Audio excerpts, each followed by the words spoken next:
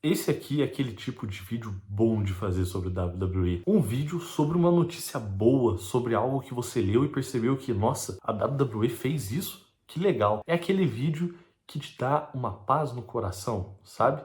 Mas, Léo, do que você tá falando? Você não tá exagerando, não? Não, não tô não. Baseado em algumas notícias que eu li, em alguns portais, em alguns grupos de discussão de WWE, me parece que o criativo da companhia decidiu, a pedido do próprio Triple H, mudar os planejamentos sobre o Fatal Influence no main roster. Como assim? Não entendi muito bem. Pois é, fica nesse vídeo que hoje a gente vai conversar sobre o impacto inicial do Fatal Influence no plantel principal da WWE foi grande e o como isso fez com que o criativo e o presidente da companhia mudassem de ideia sobre os rumos que a história deveria seguir. Meu nome é Léo, você está no Espaço Wrestling BR. Se inscreva aqui, deixa um comentário, deixa sua curtida.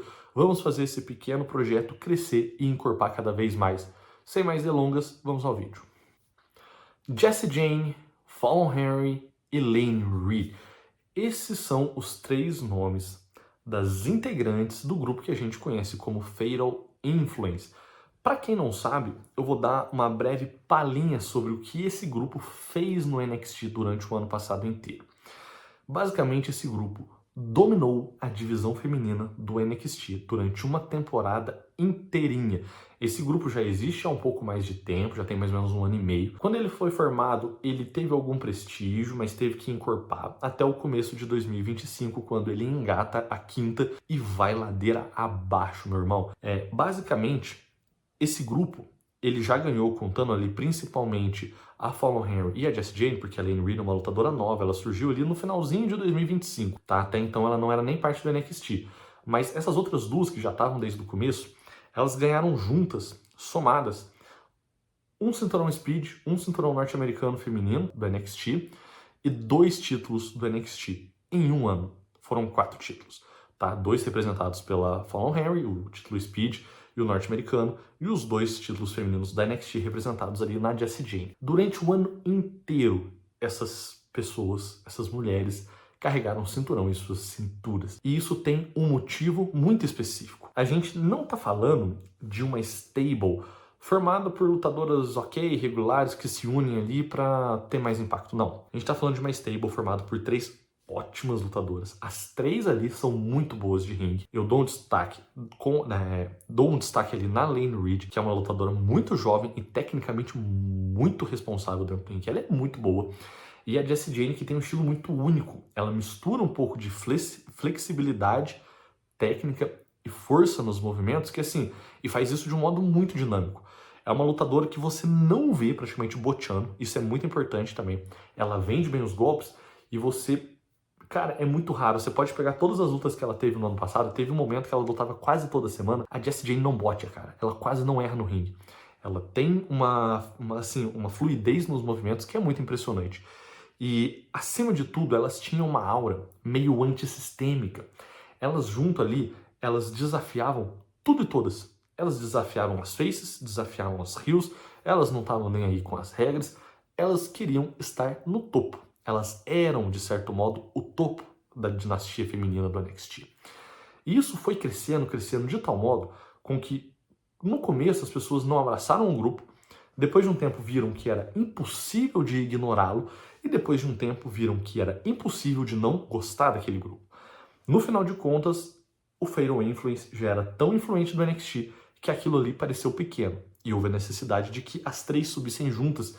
Isso era algo, uma pedra cantada por muita gente que assistia as meninas lá no NXT, né? Eu vou citar aqui no Brasil, por exemplo, o canal do tiozão, do Luta Livre na TV, ele sempre citou o André, ele sempre citou quando ele ia falar sobre quem ele achava que ia subir, o Fatal Influence inteiro. Ele falava da Jessie Jane, que tinha que subir quanto antes, porque ela estava super preparada, mas falava do grupo dela inteiro, porque funcionava muito bem.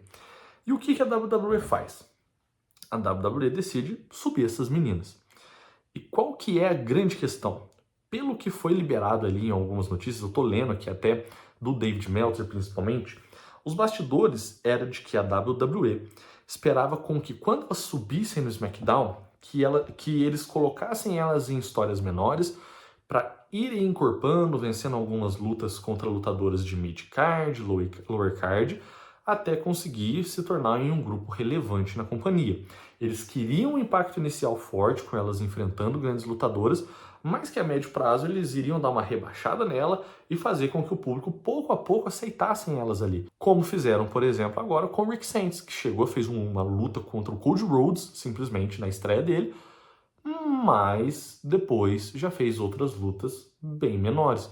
Desde então ele fez uma luta com o Matt Cardona, lutador de lower card, e nessa semana agora que passou, ontem, né, no caso, ele fez uma luta contra o Carmelo Reis, que é um cara de mid-card também. Então, assim, isso era o que eles iriam fazer com o Fatal Influence. Colocar ele ali de cara contra lutadoras fortes, mas depois dar uma rebaixadinha ali e pôr elas para enfrentar as lutadoras menores. O que rolou?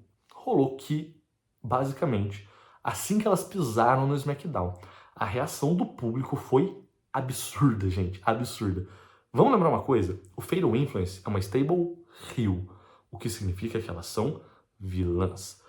Um vilão na WWE não é um lutador que a companhia gosta que seja aplaudido, ovacionado. O vilão, ele tem que atrair a reação negativa do público. Ele tem que atrair vaias, xingamentos, ele tem que fazer com que as pessoas fiquem iradas ao vê-lo no ringue. Por quê? Porque aquilo ali é o reconhecimento de um papel bem feito. Muitas vezes um lutador, ele não traz reação do público, sabe? Aquele lutador que entra no ringue e você vê que todo mundo tá ali, beleza, tá entrando aí, ok. E você percebe que isso muitas vezes mata o lutador, porque significa que não existe apelo popular com ele. Com o Fatal Influence foi ao contrário. Na primeira promo que as meninas foram dar, o estádio quase que veio abaixo de xingamentos e vaias. Não por conta que eles não queriam elas ali, eles queriam, mas é porque eles amam odiar aquele grupo. Mesmo sendo um grupo vindo do NXT, meio que todo mundo ali aparentemente já sabia quem elas eram. E a partir do momento em que elas trouxeram essa reação do público, o que aconteceu foi que a WWE não conseguiu ignorar esse fato.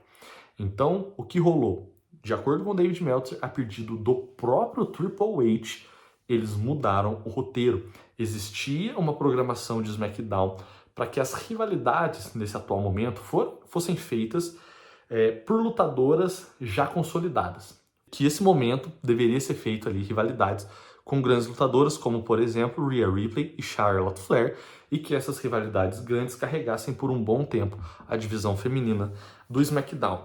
E o que acontece agora é que a WWE está traçando novamente todas essas rotas que eles já tinham desenvolvido para encaixar o Fatal Influence ali. O que isso significa? Cara, significa que provavelmente a gente vai ter essas mulheres no topo muito logo. A WWE não somente não conseguiu ignorar elas, como a WWE teve que olhar e falar, a gente criou um monstro e agora isso é muito bom pra gente. Gente, isso aqui gera dinheiro. As pessoas gostam de odiar heels. As pessoas vão no estádio pra vaiar um heel também. Não vão só pra aplaudir o mocinho, entendeu? Isso vende. Então, assim, pode ser que a WWE venha aprendendo com o tempo a como tratar esse tipo de momento. Veja, eu acho que eles estão errando em alguns bookings, como, por exemplo, do Obafemi. Acho, errando muito. Mas também acho que eles estão acertando bastante com outros. Eu acho que, por exemplo, o book do Trick Williams, um lutador que também está sendo ovacionado, e logo eles já colocaram para vencer um título, tô colocando ele no topo, e ele está sendo tratado como um superstar. Talvez a WWE esteja entrando numa era onde eles aprenderam com alguns erros do passado, por exemplo, aí o LA Knight em 2024, e perceberam que o push tem que vir, muitas vezes, de imediato. Se o público está comprando aquela ideia ali, naquele momento, dê para o público pelo menos um pouco daquilo que eles querem. Isso funciona, gera grana. E talvez seja isso que eles vão fazer com o Fatal Influence. De acordo com as notícias que eu li, vai ser isso. Mas enfim, eu achei interessante fazer um vídeo por conta desse tema, porque revela uma mudança de comportamento da WWE, mas revela uma coisa interessante também, que a gente vai ter um grupo que, no geral, a galera curte, provavelmente no topo, logo. Queria saber a sua opinião sobre isso, o que você acha do Fatal Influence, você acha que a WWE está certa em fazer isso? Deixa aqui nos comentários, vamos discutir isso. Meu nome é Léo e até a próxima.